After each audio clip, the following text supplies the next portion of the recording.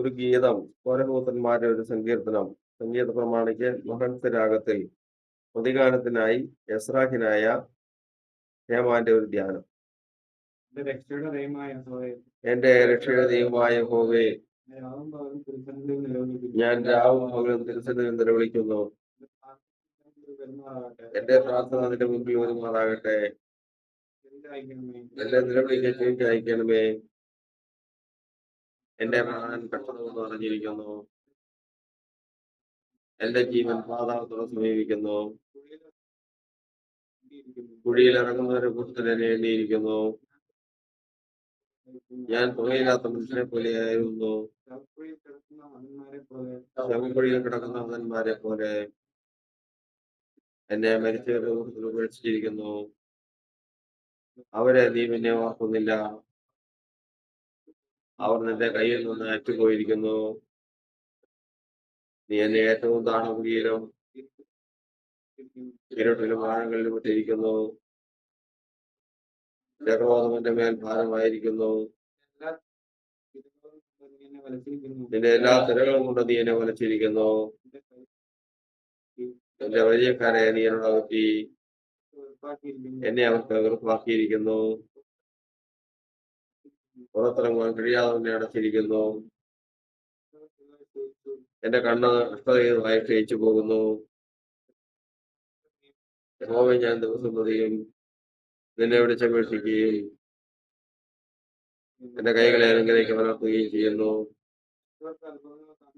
നീ മരിച്ചവർക്ക് അത്ഭുതങ്ങൾ കാണിച്ചു കൊടുക്കുമോ? വ്രതന്മാരെ ശ്രദ്ധിക്കുമോ? ശവക്കുഴിയതിൻ്റെയും വിനാശത്തിന്റെ സ്വസ്ഥയും വർണ്ണിക്കുമോ? അന്ധകാരത്തിന്റെ അത്ഭുതങ്ങളും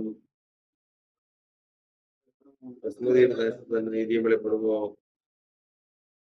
നരഹോവയെ ഞാൻ നിന്നോട് വിളിക്കുന്നു. രാവിലെ എന്റെ പ്രാർത്ഥന സന്നിധിയിൽ വരുന്നു. ഹോവയെ, നീ എന്റെ പ്രാണനെ തള്ളിക്കളയുന്നത് എന്തിന്? നിന്റെ മുഖത്തെ എനിക്ക് മറച്ചു വെക്കുന്നത് എന്തിന്? ബാല്യം മുതൽ ഞാൻ അക്ഷരം മരിക്കാറായിരുന്നു. ഞാൻ നിന്റെ പ്രവർത്തനങ്ങളെ സഹിച്ച് വിളിഞ്ഞിരിക്കുന്നു. നിന്റെ ഉഗ്രഹം എന്റെ മീതെ കവിഞ്ഞിരിക്കുന്നു. നിന്റെ പ്രവർത്തനങ്ങൾ എന്നെ സംഹരിച്ചിരിക്കുന്നു. അവ ഇടപെടാതെ വെള്ളം പോലെ എന്നെ ചുറ്റുന്നു. അവ ഒരുപോലെ എന്നെ വളയുന്നു. സ്നേഹിതരെയും കൂട്ടാളിയെയും നീ എന്നോട് അകറ്റിയിരിക്കുന്നു. എന്റെ പരിചയക്കാർ അന്ധകാരത്തിലെ പ്രാർത്ഥിക്കാം. യേശുവേ, ദൈവമേ, സ്വർഗ്ഗസ്ഥ പിതാവേ, ഞങ്ങൾ കർത്താവിന്റെ സന്നിധിയിൽ കൂടി വന്നിരിക്കുന്നല്ലോ. ആരാധനയെ കർത്താവ് അനുഗ്രഹിക്കണമേ, മാനിക്കുമാറാകണമേ.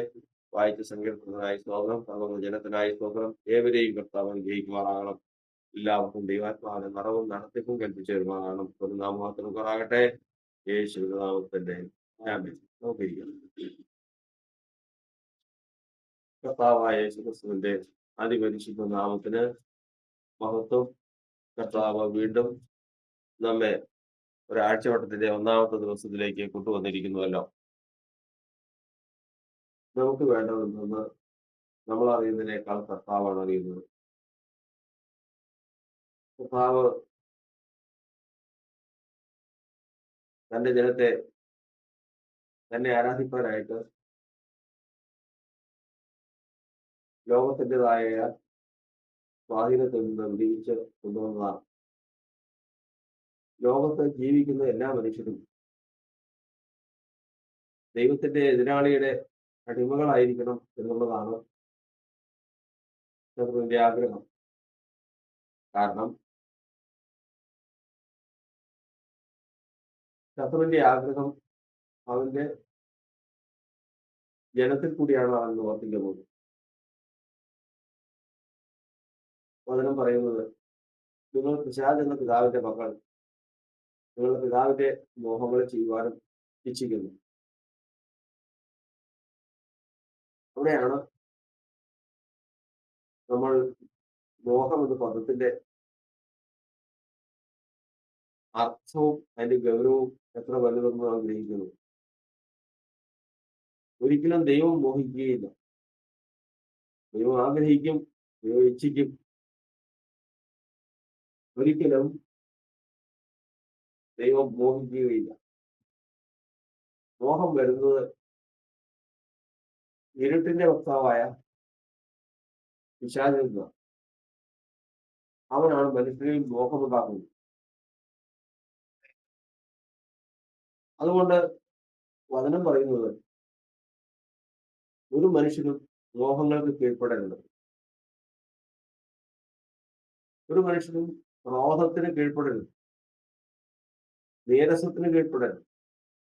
അങ്ങനെ ഒരിക്കലും മനുഷ്യന് അടിമകളായി പോകാൻ പാടില്ലാത്ത കാര്യങ്ങളെക്കുറിച്ച് വിശുദ്ധ വേദപുസ്തകം പറയുകയാണ്. അങ്ങനെ ഈ ലോകത്തിൽ ഇതൊക്കെയും വിട്ട് ഒരു മനുഷ്യൻ ജീവിക്കണമെങ്കിൽ അതിന് പ്രയാസമുണ്ട്. ആ പ്രയാസമാണ് ഒരു ക്രിസ്തീയ ജീവിതത്തിലെ കഷ്ടത എന്ന് നാം പഠിക്കുന്നത്. ലോകത്തോടുകൂടി ജീവിക്കാൻ തുടങ്ങിക്കഴിഞ്ഞാൽ, അതായത് ഈ ലോകത്തിൽ കിട്ടുന്ന സാഹചര്യത്തിനനുസരിച്ച് സ്വാഭാവികമായി മനുഷ്യൻ ജീവിക്കാൻ തുടങ്ങിക്കഴിഞ്ഞാൽ അവനെ സംബന്ധിച്ച് പോരാട്ടങ്ങളൊന്നുമില്ല, പ്രശ്നങ്ങളൊന്നുമില്ല. കാരണം അവന് തോന്നിയത് ചെയ്യും, ആദ്യം മോഹിക്കുന്നത് പ്രവർത്തിക്കും. ഇങ്ങനെ മുമ്പോട്ട് പോകുമ്പോൾ അവന് യാതൊരു പ്രശ്നമില്ല. ഓർത്ത് നോക്കണം, നമ്മൾ അതിരും വരമ്പും ഒക്കെ വെച്ച് ജീവിക്കുന്നത് കൊണ്ടാണ് നമുക്ക് പ്രശ്നങ്ങൾ. ജാതികളുടെ ചൊല്ലുള്ളത് പോലെ ചേര നിന്നത് നാട്ടിൽ ചെന്നാൽ അതും കഴിയണം, അതിനോട് ചേർന്ന് ജീവിക്കണം. അങ്ങനെ ചെല്ലുന്നിടത്ത് ആ ഏതെല്ലാം സാഹചര്യങ്ങളുണ്ടോ അതനുസരിച്ച് മുമ്പോട്ട് ജീവിക്കുമ്പോൾ പ്രശ്നങ്ങളൊന്നുമില്ല. എന്നാൽ ഏതെങ്കിലും സാഹചര്യത്തിന് മനുഷ്യന് കീഴ്പ്പെടുന്നില്ല എങ്കിൽ അവിടെ പ്രശ്നങ്ങൾ ആരംഭിക്കുക.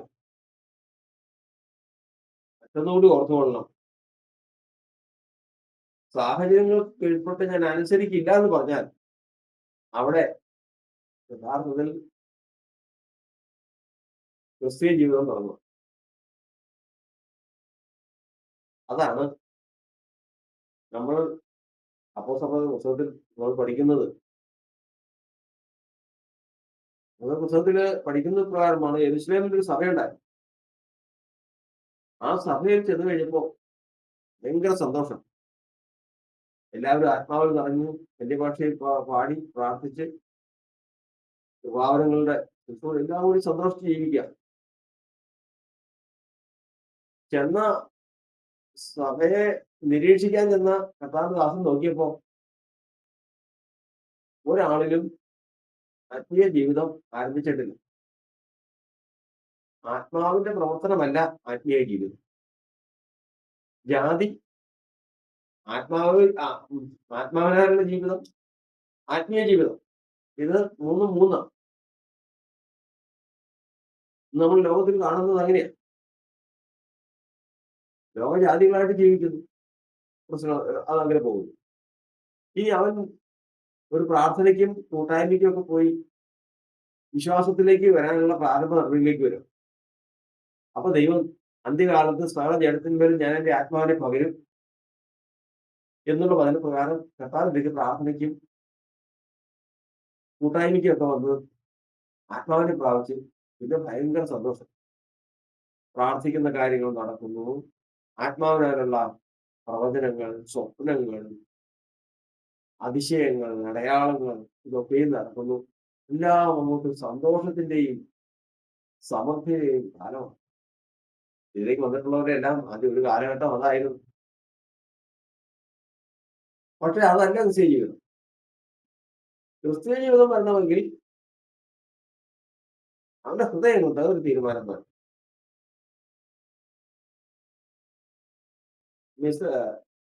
ഇസ്രായേൽ ദേശത്തു നിന്ന് യുദ്ധത്തിന് ശത്രുക്കൾ പിടിച്ചുകൊണ്ടുപോയ കുറച്ച് ബാലന്മാര്, അതായത് നമ്മൾ പഠിക്കുന്ന ദാനിയേല്, ചന്ദ്രക്ക്, മേശക്ക്, അഭേദനോ മാത്രമല്ല ഒരു വലിയൊരു കൂട്ടം പിള്ളേര് യുദ്ധത്തില് അത് മാതാപിതാക്കളെ ഒക്കെ കൊന്നു. അവരുടെ ഉത്തരവാദിത്തപ്പെട്ടവരെ എല്ലാം നശിപ്പിച്ചു കഴിഞ്ഞ ശേഷം ഈ ബാലന്മാരെ ബന്ധിക്കപ്പെട്ടവരായിട്ട് പിടിച്ചോണ്ട് പോയതാ. അത് കൊണ്ടുപോയത് നെബൂഖദ്നേസർ രാജാവ്. അന്യദേശത്ത് ചെന്ന് അപ്പോ രാജാവ് ഒരു കേൾവി കേട്ടിട്ടുണ്ട്. ഇസ്രായേൽ ബാലന്മാരെന്ന് പറഞ്ഞു കഴിഞ്ഞാൽ വളരെ ബുദ്ധിയുള്ളവരാണ്. പഴയ കാലത്തെ ചരിത്രമൊക്കെ നമ്മൾ പഠിച്ചിട്ടുണ്ട്. എവിടെ ചെന്നാലും യഹൂദൻ ഒരു കാര്യം ചെയ്യണമെന്ന് വെച്ചാൽ അത് എല്ലാറ്റിനും ഭേദമായിരിക്കും. അതിന്റെ കാരണം അവന്റെ ബുദ്ധി എന്ന് പറയുന്നത് പരിശുദ്ധാത്മാവിനാൽ വന്നിട്ടുള്ള ദൈവജ്ഞാനത്തിൽ നിന്നാണ് അവന്റെ ബുദ്ധി പ്രവർത്തിക്കുന്നത്. അതുകൊണ്ട് തന്നെ അവന് മറ്റെല്ലാ ജാതികളെക്കാൾ ഉപരിയായിരിക്കും അവന്റെ ബുദ്ധി. പകർച്ചവ്യാധികളുടെ പുസ്തകത്തിൽ നമ്മൾ പഠിക്കുന്നത് യഹോവയ്ക്കെതിരെ ജ്ഞാനമില്ല, ദൈവത്തിനെതിരെ ജ്ഞാനമുണ്ടോ? ദൈവം സർവജ്ഞാനിയാണ്, ദൈവത്തിന്റെ എതിരെ ജ്ഞാനമില്ല. അതുകൊണ്ട് ജ്ഞാനത്താൽ ദൈവത്തെ ജയിക്കാമെന്ന് ആരും വിചാരിക്കണം, ബലത്താലും ജയിക്കാമെന്ന് വിചാരിക്കുന്നു. ദാവീദും ഗോലിയാത്തും തമ്മിലുള്ള യുദ്ധത്തില് തന്റെ ദേവന്റെ നാമത്തെ പറഞ്ഞ് ഗോലിയാത്ത് ദാവീദിനെ ശപിച്ചു. ദാവീദ് പറഞ്ഞു, നീ വാളും കുന്തവും വേലും ഒക്കെ ആയിട്ട് എന്റെ നേരെ വരുന്നു. ഞാൻ വരുന്ന ഇങ്ങനെയെന്നറിയോ? നീ നിന്ദിച്ചിട്ടുള്ള യഹോവയുടെ ജനത്തിന്റെ ദൈവമായ യഹോവയുടെ നാമത്തിൽ, ഇസ്രായേലിന്റെ ദൈവമായ യഹോവയുടെ നാമത്തിലാണ് ഞാൻ നിന്റെ ഇരിക്കുക. എന്താ അതിന്റെ പ്രത്യേകത? മുഴുവൻ വാളും കുന്തവുമായിട്ട് സർവാംഗം പറഞ്ഞ് ധരിച്ചവരായിട്ട് വരും. അവരുടെ കാലയിൽ നിവർത്തിയില്ല, കയ്യിൽ വെട്ടാൻ നിവർത്തിയില്ല, അവനോട് അടുക്കാൻ നിവർത്തിയില്ല, അവന്റെ നെഞ്ചിന് തൊടാൻ നിവർത്തിയില്ല, തലയിൽ തൊടാൻ നിവർത്തിയില്ല. മാത്രം സർവാംഗം ആയുധം ധരിച്ചവരായിട്ടാണ് അവൻ വരുന്നത്. എന്നാൽ ദാവീദ് വരുന്നത് യഹോവയുടെ നാമത്തിലാണ്. യഹോവയുടെ നാമത്തിന്റെ പ്രത്യേകത എന്താ? ശലോമോന്റെ രാജധാനിയില് ശലോമോന് ജ്ഞാനം ഉണ്ടായിരുന്നു. ആ രാജധാനിയിൽ ഉണ്ടായിരുന്നത് എല്ലാവരും ഭോഷന്മാരും മണ്ടന്മാരുമായിരുന്നു എന്ന് ധരിക്കണ്ട. ഹേമാൻ, കൽക്കോൻ, ദർദ എന്നൊക്കെ പറഞ്ഞ അവിടെ ആരെന്നറിയാം? കാലജ്ഞന്മാരാ. അവരൊക്കെ അത് പറഞ്ഞു കഴിഞ്ഞാൽ കുറെ ബുദ്ധിയുള്ളവരാണ്, കുറെ ജ്ഞാനികൾ അവിടെ ഉള്ളത്. പക്ഷെ ശലോമോന്റെ ജ്ഞാനത്തിന് പ്രത്യേകതയുണ്ട്. എന്തായാലും ശലോമോന്റെ ജ്ഞാനം യഹോവയുടെ നാമം സംബന്ധിച്ചായിരുന്നു ശലോമോന്റെ ജ്ഞാനം.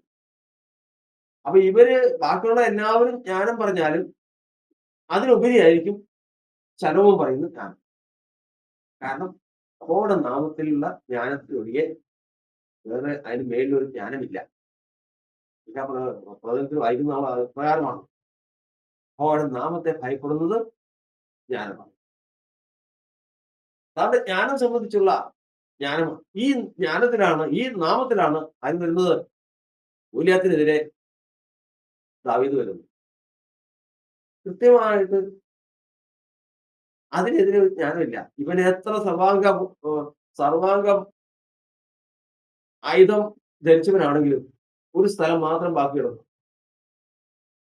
നെറ്റിയിൽ ഒരു സ്ഥലം മാത്രം ബാക്കി കിടക്കുക. അത് കർത്താവിന്റെ നാമത്തിൽ വരുന്നവനുള്ള ആ സ്ഥലം അവന് മാത്രമേ കാണാൻ കഴിയൂ.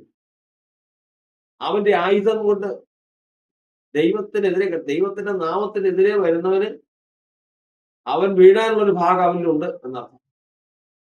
അങ്ങനെ കൃത്യമായ ആ സ്ഥലത്ത് തന്നെ കല്ലെറിഞ്ഞുകൊണ്ട് അവിടെ വീഴുവാനിടയായിരിക്കും. ഇതാണ് ഒരു യഹൂദന്റെ ജ്ഞാനം എന്ന് പറയുന്നത്. യഹൂദന്റെ അറിവെന്ന് പറയുന്നത് ജീവിതം എന്ന് പറയുന്നതാണ്. അതുകൊണ്ട് എവിടെ പോയിരുന്നാലും മറ്റുള്ള എല്ലാ ജാതികളെക്കാൾ, മറ്റെല്ലാ ജ്ഞാനികളെക്കാൾ ഉപരിയായിരിക്കും യഹൂദന് ജ്ഞാനം.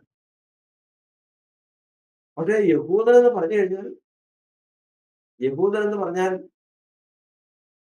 ദൈവത്തിന്റെ മക്കളെന്നാണ്. അപ്പൊ ഒരു വിശ്വാസികൾ യഹൂദനാണോ എന്ന് ചോദിച്ചു കഴിഞ്ഞാൽ എന്ത് പറയും? ദൈവത്തിന്റെ ആത്മാവുണ്ട്, കൃപാവരങ്ങളുണ്ട്, നടത്തിപ്പ് എല്ലാം ഉണ്ട്. അവൻ അപ്പൊ യഹൂദനാവണ്ടേ? ഇന്ന് പാലസ്തീനിൽ കാണുന്ന യഹൂദനല്ല യഹൂദൻ. അത് നമ്മൾ പഠിച്ചിട്ടുണ്ട്. അക്ഷരത്തിലുള്ള പരിച്ഛേദന പരിച്ഛേദന. അവൻ ജഡത്തിലാണ് യഹൂദൻ. സാക്ഷാൽ യഹൂദൻ എന്ന് പറയുന്നത് സഭയാണ്. അങ്ങനെ സഭ യഹൂദനാവണമെങ്കിൽ ഒരു കാര്യമുണ്ട്. റോമാലയം 8-ാം അധ്യായത്തിൽ പഠിക്കുന്നത് ദൈവത്തിന്റെ ആത്മാവും നടത്തുന്നവർ ദൈവത്തിന്റെ മക്കളാവും. ദൈവത്തിന്റെ ആത്മാവ് ഉള്ളവരല്ല. ദൈവത്തിന്റെ ആത്മാവ് നടത്തുന്നവർ ദൈവത്തിന്റെ മക്കൾ. അവരാണ് യഹൂദന്മാർ. അതുകൊണ്ടാണ്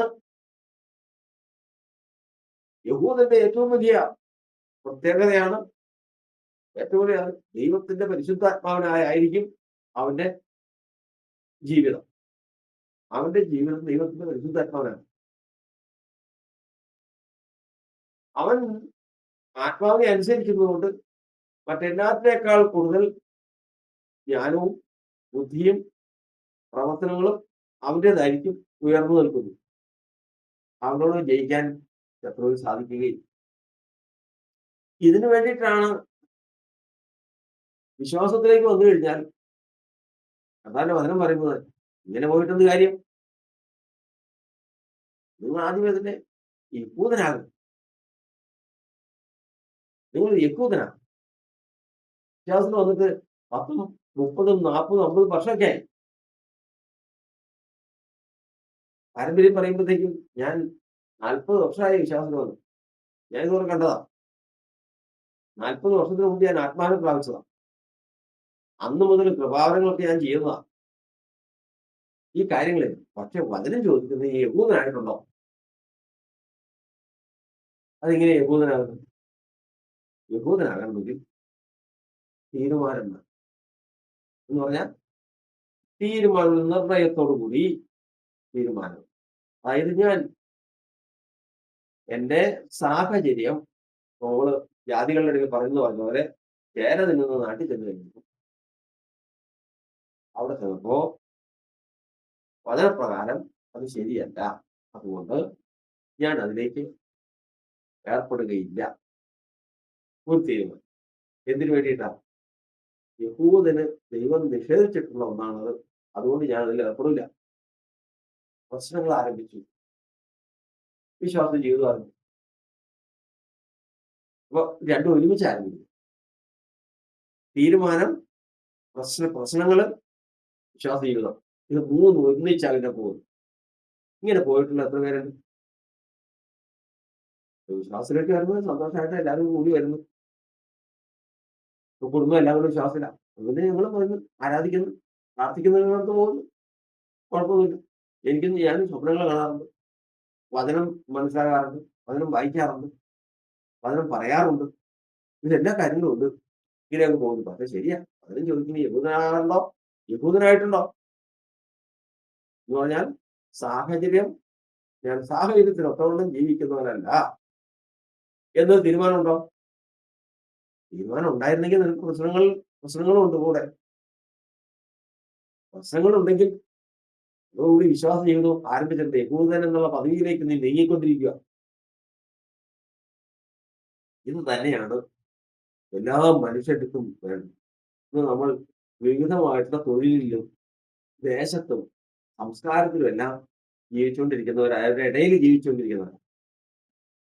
അപ്പൊ അവിടെ ചെന്നതിന് ശേഷം ഞാൻ അതിലേർപ്പെടുകയില്ല. ദാനിയേൽ തീരുമാനിച്ചു. ഇവിടെ നിന്ന് യെരൂശലേമിൽ നിന്ന്, ഇസ്രായേലിൽ നിന്ന് ഞങ്ങളെ പിടിച്ചുകൊണ്ട് വന്നതാ. രാജാവ് ഞങ്ങളെ തിരഞ്ഞെടുത്ത് ചില കാര്യങ്ങൾ പഠിപ്പിക്കാൻ വന്നവരാണ്.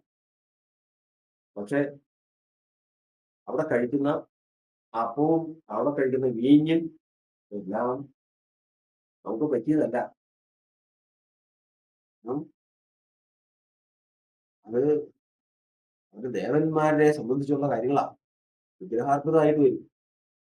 അത് കഴിക്കാൻ പറ്റില്ല. ബാക്കിയുള്ള എല്ലാ ബാലന്മാരും സുഖമായിട്ട് ജീവിക്കുക. അതിനിടയിലേക്ക് ഇവർക്ക് മാത്രം ഇത് തോന്നി. ഈ 4 ബാലന്മാർക്ക് തോന്നി ഇത് ശരിയല്ല. ഒരു തീരുമാനം പോയല്ലോ. പെട്ടെന്ന് പ്രശ്നം അവിടെ പ്രശ്നം ആരംഭിച്ചു. അവിടെ യഥാർത്ഥത്തിൽ ഒരു യഹൂദന്റെ ജീവിതം അവിടെ ആരംഭിക്കും. അപ്പൊ അവരാർക്ക് വേണ്ടിയിട്ട് എന്തിനു വേണ്ടിയിട്ടാ തീരുമാനമെടുത്തത്? അതാ പറയുന്നത് മനുഷ്യൻ യഹൂദന്റെ സ്വഭാവത്തിന് വേണ്ടിയിട്ടാണ് അവൻ നിർണയിക്കേണ്ടത്. മൊർദെഖായി പറഞ്ഞതുപോലെ എല്ലാവരും കുമ്പിടുക നല്ലത്. പക്ഷെ യഹൂദനാണെങ്കിൽ മനുഷ്യനെ കുമ്പിടാൻ പാടില്ലെന്ന് പറഞ്ഞു. ദൈവത്തെ മാത്രമേ കുമ്പിടാവുള്ളൂ. മൊർദെഖായി അങ്ങനെ ഒരു തീരുമാനം എടുത്തു. അപ്പൊ തന്നെ പ്രശ്നം തുടങ്ങി. അതോടുകൂടി ഒരു ദിശയിലേക്ക് ഇറങ്ങി. ഒരു വണ്ടി കിടക്കുമ്പോ ആ വണ്ടി കിടക്കുക, അനക്കമില്ല, ഇതുവരെ സ്റ്റാർട്ട് ചെയ്തിട്ടില്ല. സ്റ്റാൻഡിലൊക്കെ കിടക്കുന്നത് നമ്മൾ കണ്ടത്. ആളുകൾ കയറിയിരുന്നതിന് ശേഷം അരമണിക്കൂറായി ഞങ്ങളിവിടെ കയറിയിരുന്നത്. ഇത് അനങ്ങുന്നില്ല. ഇത് എപ്പോഴാ പോകുന്നതെന്ന് പറഞ്ഞ് അറിഞ്ഞെങ്കിൽ കൊള്ളാവുന്നത്. ഇതൊക്കെ നമ്മൾ പറയുന്നത് കേട്ടിട്ടുണ്ട്. ഇതുപോലെയാണ് അനേകരുടെ ക്രിസ്ത്യൻ ജീവിതം. അനക്കമില്ല. ആത്മാവിനല്ലാതെ വിശ്വാസത്തിൽ തന്നെയാണ്, സഭയിൽ തന്നെയാണ് എല്ലാ കാര്യങ്ങളും ശരിയാണ്. സ്റ്റാർട്ട് ചെയ്തിട്ടില്ല, യാത്ര തുടങ്ങിയിട്ടില്ല. ആ ഒരു പ്രശ്നമില്ല. കാരണം രാജാവ് കുടിക്കുന്ന വീഞ്ഞ്, മേത്തരമായ വീഞ്ഞ്, ഭക്ഷണം, അവിടെ വേണ്ട എല്ലാ സഭ സൗകര്യങ്ങളോടും കൂടി സന്തോഷമായിട്ട് ജീവിച്ചുകൊണ്ടിരിക്കുക. അതുകൂടെ ജീവിക്കാം. അവർക്കൊരു ഭാരിച്ച കാര്യം അന്വേഷിക്കാൻ പോകുന്ന കാര്യമില്ല. അതിനോടൊപ്പം ജീവിച്ചാൽ മതി. വിശ്വാസ ജീവിതം ആരംഭിച്ചിട്ടില്ല. ഒടുവിൽ ഇത് ഞങ്ങൾ ഭക്ഷിക്കില്ല തീരുമാനമെടുത്തു. സ്റ്റാർട്ട് ചെയ്തു, വണ്ടി സ്റ്റാർട്ട് ചെയ്തു. എങ്ങോട്ടാണെന്നറിയാം? അയ്യോ, അതൊരു ഭയങ്കര യാത്രയാണ്. പ്രശ്നങ്ങൾ ആരംഭിച്ചു. ഞങ്ങളുടെ വർജനം, തങ്ങളുടെ ഹൃദയനിർണയം വന്നു. ഞങ്ങളുടെ വർജനം വന്നു, പ്രതിസന്ധി വന്നു, ആത്മീയ ജീവിതം ആരംഭിച്ചു. അവിടെ വരെ തുടങ്ങുകയാണ്. എവിടെ എത്തി? ഷണ്ടന് കരുണ തോന്നുമാറായി. വിഗ്രഹാർപ്പിതം കഴിച്ചില്ല. രാജാവ് ദൂരാസമഭൂമിയിൽ ഒരു വിഗ്രഹം നിർത്തി. അതിനെ നമസ്കരിക്കണമെന്ന് കൽപ്പന വന്നു. ചെയ്യില്ല. ഒടുവിൽ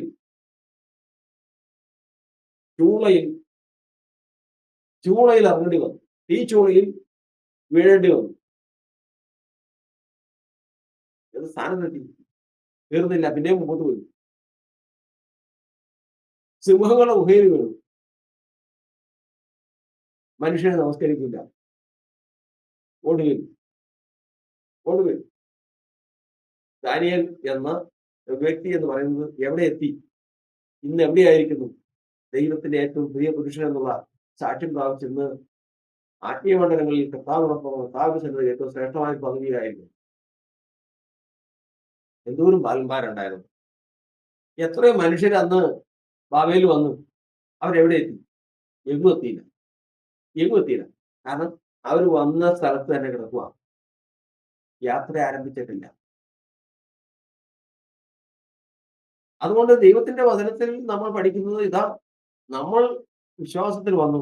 നമുക്കിന്ന് എന്റെ വിശ്വാസ യാത്ര കർത്താവ് ആഗ്രഹിക്കുന്ന ദിശയിലേക്ക് യാത്ര ചെയ്യാൻ തുടങ്ങിയിട്ടുണ്ടോ എന്ന് ചോദിച്ചു കഴിഞ്ഞാൽ അതിനുള്ള അടയാളം എന്താന്ന് ചോദിച്ചു കഴിഞ്ഞാൽ, ഞാൻ സ്വപ്നം കാണുന്നു, ദർശനം കാണുന്നു, വചനം അറിയാം, നമ്മൾ വചനം പഠിപ്പിക്കുന്നു, ഞാൻ വലിയ കാര്യങ്ങളെല്ലാം ചെയ്യുന്നു, ശുശ്രൂഷിക്കുന്നു. ഇതൊന്നും അല്ല. പിന്നെയോ എന്റെ ഹൃദയത്തിൽ ഞാൻ ചില തീരുമാനങ്ങൾ എടുക്കുന്നു. ആ തീരുമാനത്തിന് വേണ്ടിയാണ് നിർത്തുന്നത്. ആ തീരുമാനം ഉള്ളത് കൊണ്ട് തന്നെ എനിക്ക് പ്രതിസന്ധി ഉണ്ട്. പക്ഷെ ഒരു കാര്യം, ഞാൻ ആ തീരുമാനം എടുത്ത് പ്രതിസന്ധി തുടങ്ങിയതോടുകൂടി ഞാൻ എന്റെ വണ്ടി സ്റ്റാർട്ട് ചെയ്ത് ഞാൻ യാത്ര തുടങ്ങി. യഥാർത്ഥത്തിൽ ഞാൻ യാത്ര തുടങ്ങിയത്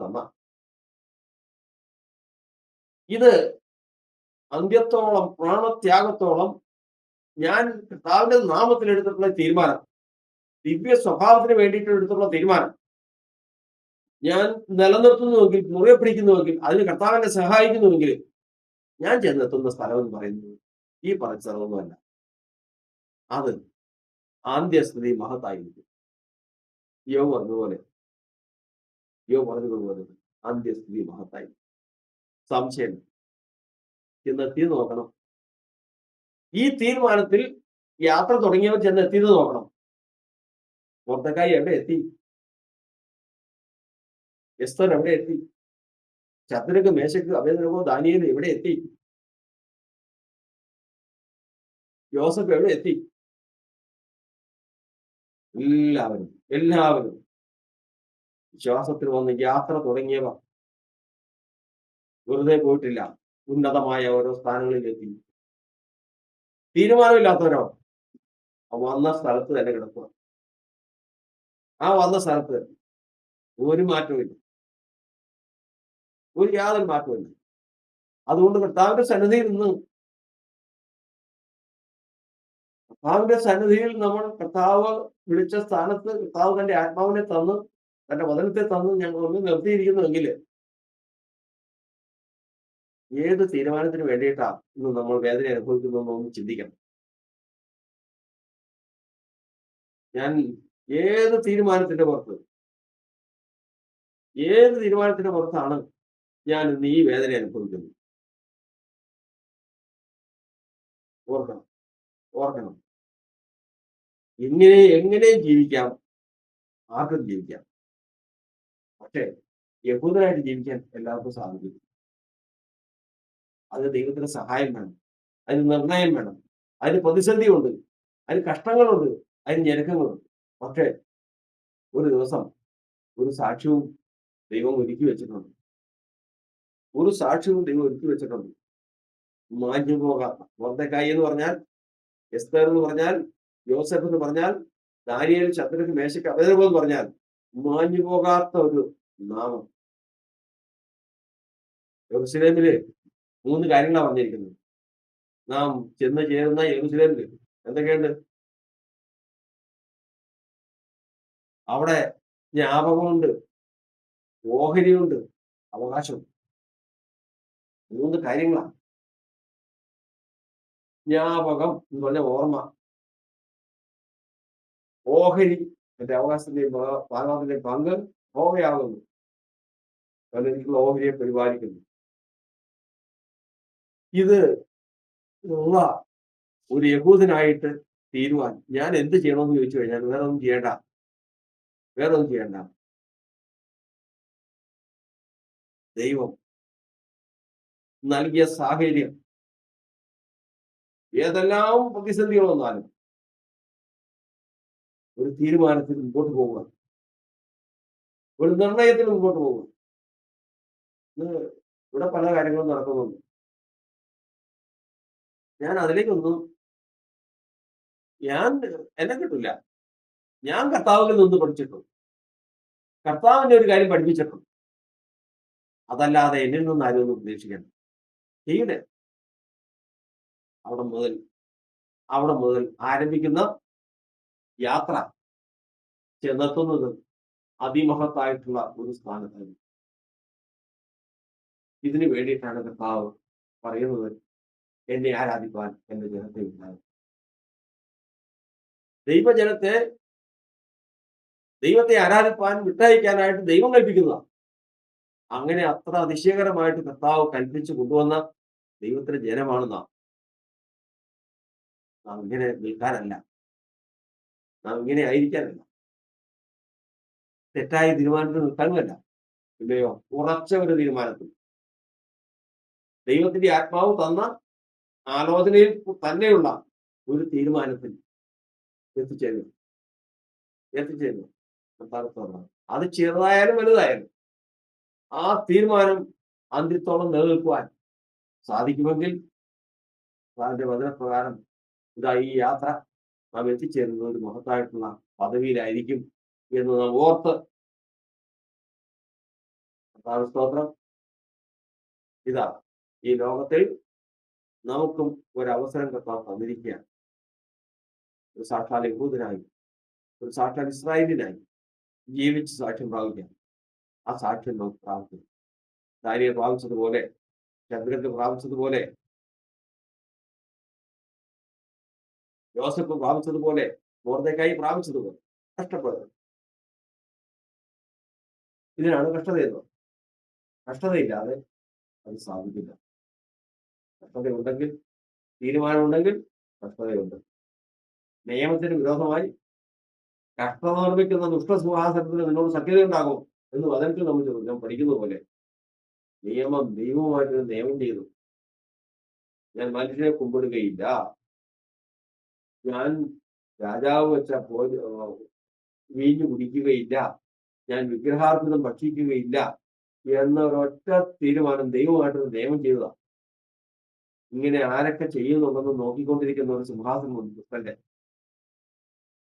ദൈവത്തിന്റെ എതിരാളിയായ സാത്താൻ ഒരു സിംഹാസനമുണ്ട്. ആ സിംഹാസനത്തിൽ നിന്ന് ഇങ്ങനെ ദൈവമായിട്ട് നിയമം ചെയ്യുന്നവരെ പീഡിപ്പിക്കാനായിട്ടുള്ള പീഡ അയക്കുന്ന ഒരു സംവിധാനം അവിടെയുണ്ട്.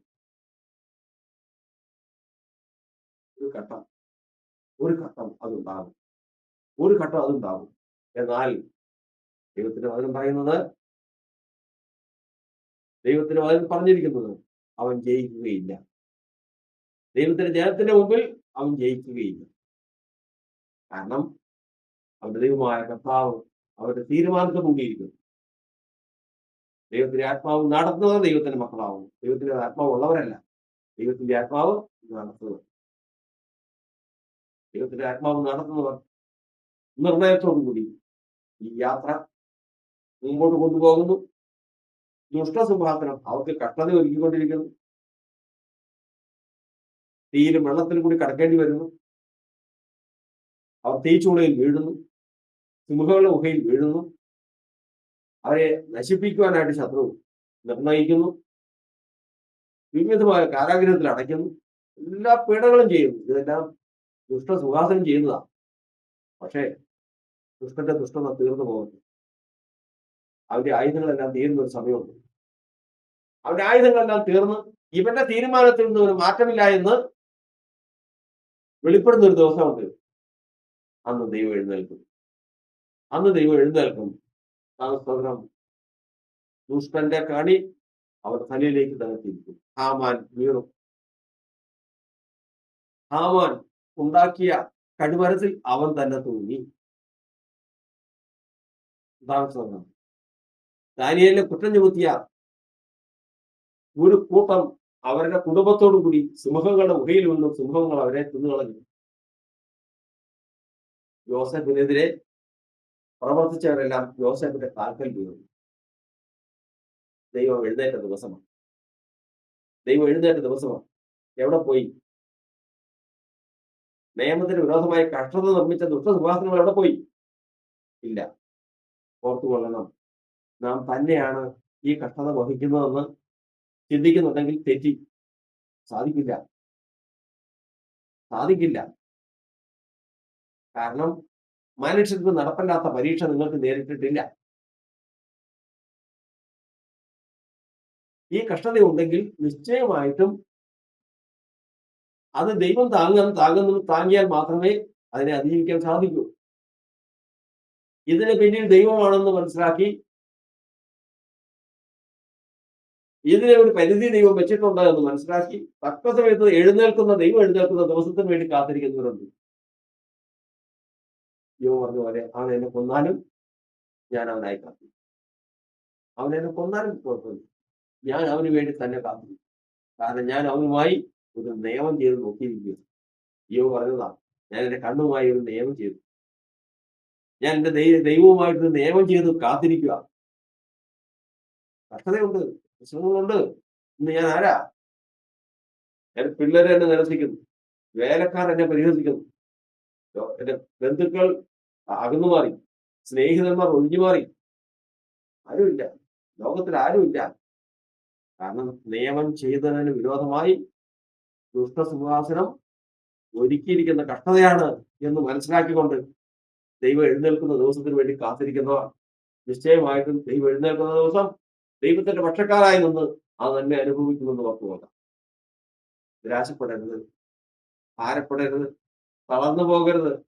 തക്ക സമയത്ത് കൊയ്യുവാൻ തക്കവണ്ണം കർത്താവ് തന്റെ ജനത്തിന്റെ കരം പിടിച്ചിരിക്കും. ദൈവം പ്രവർത്തിക്കട്ടെ. ദൈവത്തിന്റെ കരത്താൽ നമുക്ക് ആ ലക്ഷ്യത്തിൽ എത്തിച്ചേരുവാൻ കർത്താവ് നമ്മെ സഹായിക്കുമാറാണ്. സിയോൻ സൈന്യമേ ഉണർന്നിടുക, ഒരു തുലി ജയമെടുത്തു ബിരുദു പ്രാപിപ്പാൻ. സിയോൻ സൈന്യമേ ഉണർന്നിടുക, ഒരു തുലി ജയമെടുത്തു ബിരുദു പ്രാപിപ്പാൻ. കേൾക്കാറായി തൻ കാഹളധ്വനി,